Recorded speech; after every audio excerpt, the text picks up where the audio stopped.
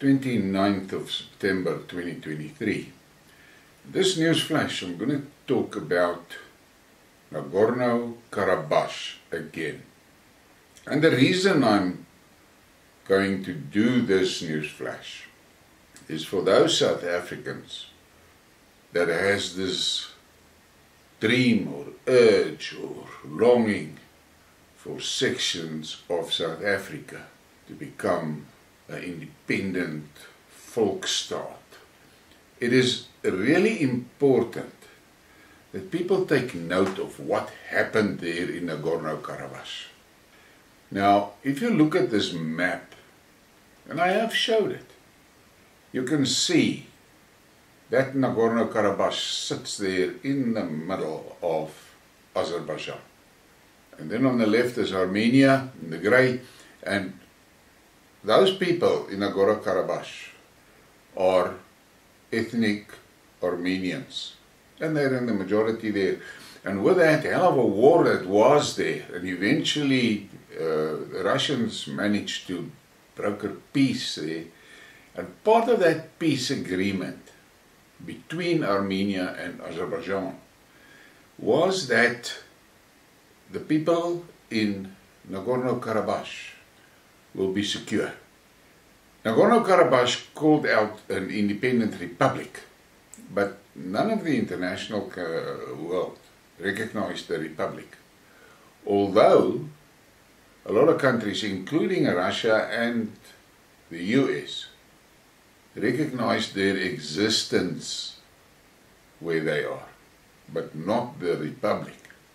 And for about 2 years it went okay there. And then the Ukraine war started. The problem there is that the Armenian government, specifically the president, is basically in the pockets of the Americans.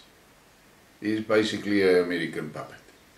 And as we all know, when the Americans is involved in a country, people will die, because that is how it works.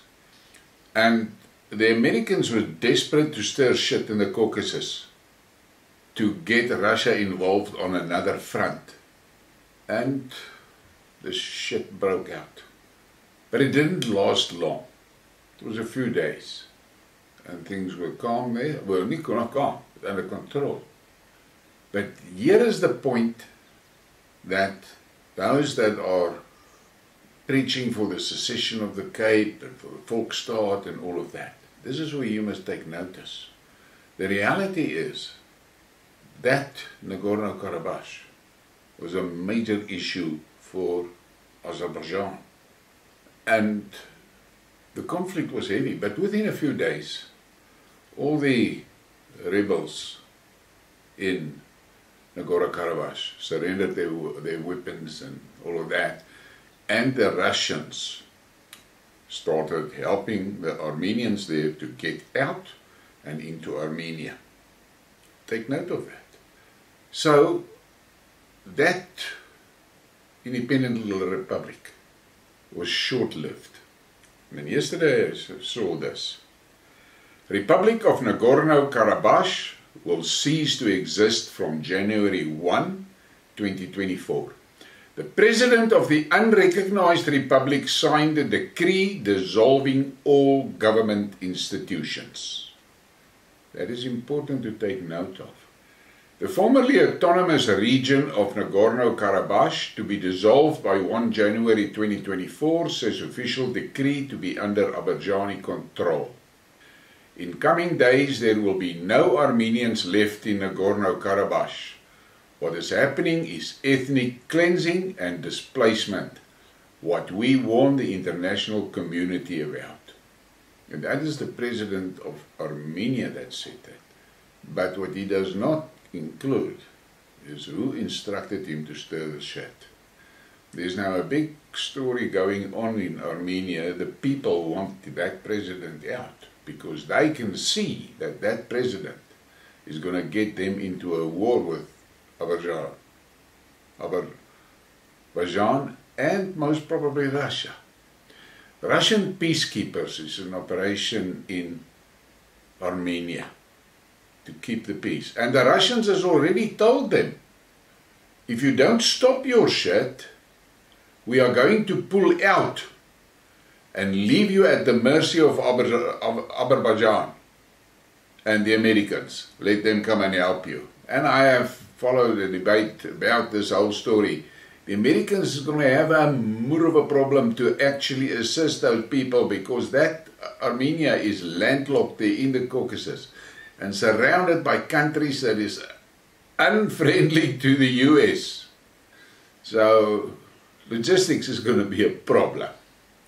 The long blood-soaked dispute between the ethnic Armenians and Azerbaijanis over the remote mountainous region of Nagorno Karabakh came to a crashing conclusion Thursday as the self-proclaimed republic announced plans to disband. Take note, South Africans, Afrikaners and Boere, and those people that want the Cape independent. And then this guy made a comment. A very sad situation. The West do not understand what it means to have your home robbed away forever, your culture being erased and your livelihood destroyed.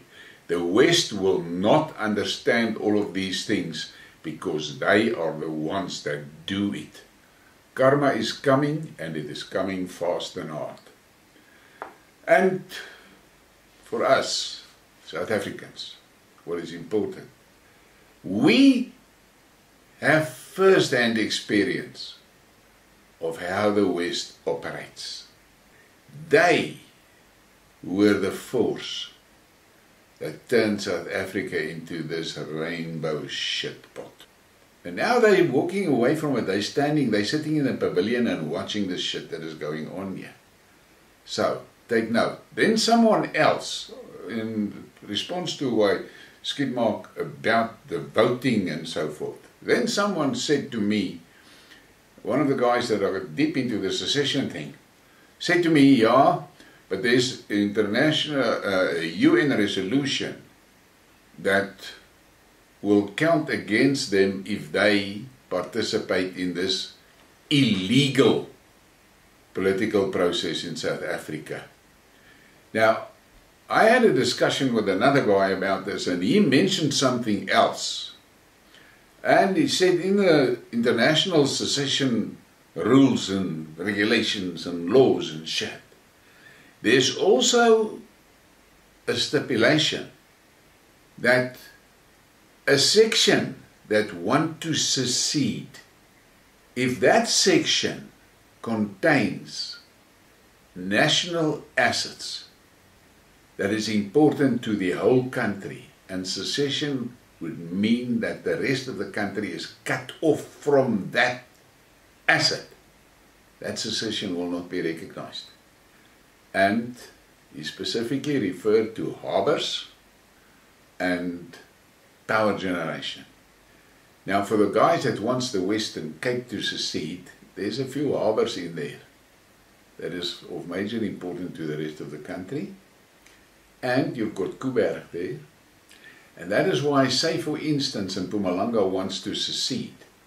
It's going to be a more of a problem because the bulk of South Africa's power generation sits in Mpumalanga, which means Mpumalanga will then be in a position to cut the rest of the country off power if they want to. These are things that people must keep in mind. And I'm going to conclude my discussion on this by saying it again. The only real workable solution that I can see is a collapse of the central government, a dissolvement of the republic, and then a federation between the tribes. And everything must be in the hands of the tribes and the tribal councils. No politician. That is the only way that we can think of having a workable South Africa, because it is quite clear that the political species and this unitary state is extremely dangerous to all of us. And we can now see the state has basically failed. and there are many departments that are non-functional. So they don't even have the right to exist. So, find your tribe. Please give me a like and a subscribe and share the thing. And I want to thank the people that are supporting the channel financially. It is really welcome and I appreciate it a lot. And remember, if you are interested in assisting with this Volkstaat or cloud state, please contact Quit at Boer Media and offer your assistance. Thank you.